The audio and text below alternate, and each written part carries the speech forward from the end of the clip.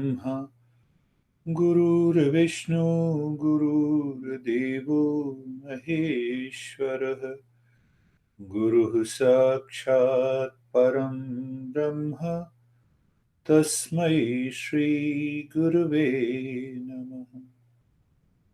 Freedom and Happiness series. So we are understanding deeply what is the masses of the Patanjali Yoga Sutra. But before we take up the sutra, we should have a brief understanding of the mind and the discipline and education of the mind. What is mind? Simple understanding: when the matter comes in contact with consciousness, the mind is created. That is why we see that mind sometimes acts like a matter and sometimes it acts like a consciousness. It borrows the properties from the consciousness and it borrows the properties from the matter. So, mind is the bridge between what I am and what I am not. Is it clear? I'm consciousness. So it comes in contact with the matter. So I say, for example, I look at my hand. Does the hand says I also look at you? No. Because I is of the nature of consciousness. It is not as the not the nature of the matter. That's why the hand cannot say, "Hey, I know you." Here's the first thing. Second thing is that all experiences takes place in the mind. Pleasure, pain, power, possession, likes, dislikes, hatred and love. All experiences happens in the mind. Can we say it is an instrument of all the experiences and the knowledge? Yes, we can say that. So now here is a catch. I am aware of you. So there are two things. I am, whether you are there or not, I am. Clear? And when I say I'm aware of you, it means one is I am and other is you. And it is the same mind. The mind divides into two. One part becomes I and the other part becomes. That we will take up slowly. Another part is very interesting to understand. The mind is structurally one, but it has different functions. So we can say structurally it is one, functionally it is four.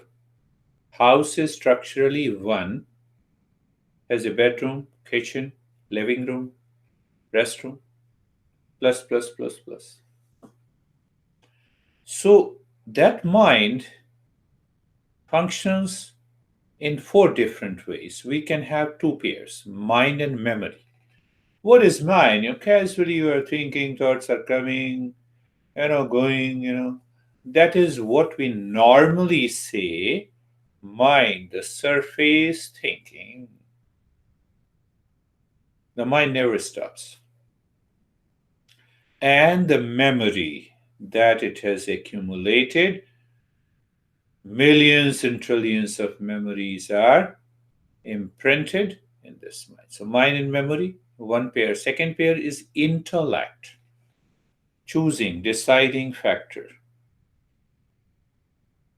Take an example: where I am here. What exactly is this I am? It is a sentence, it is a thought.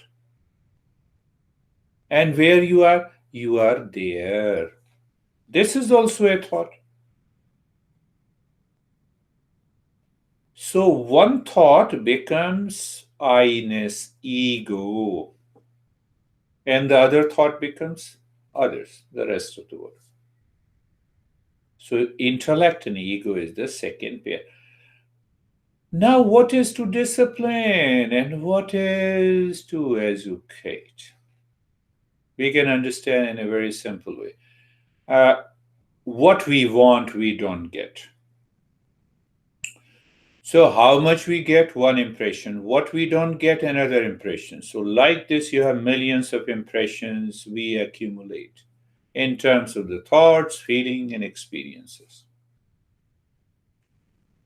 What we just understood, what we want, we don't get. Whatever we get and whatever we don't get, it creates millions of impressions.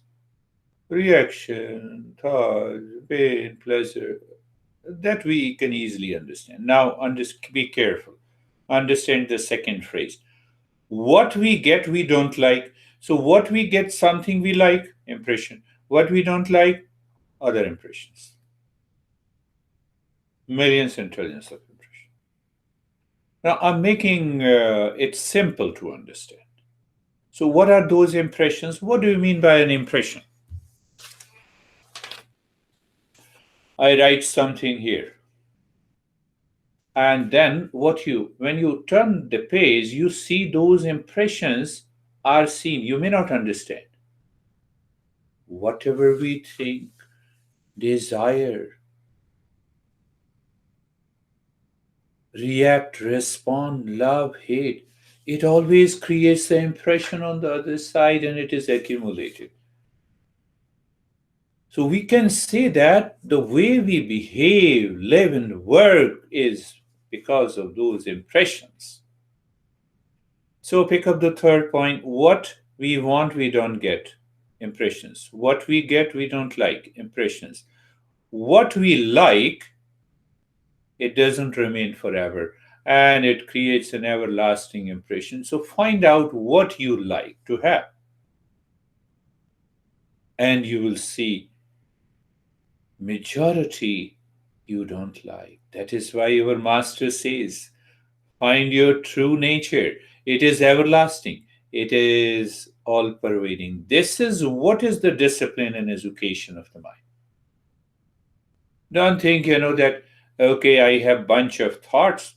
Here are the thoughts which has a reaction in it. And here are the thoughts which has a response in it. So let me discipline how the mind responds. No. Discipline and education of the mind is with reference to my true nature, which is all pervading, everlasting, full of permanent peace and happiness. Be in peace. We'll go a little deeper into this journey.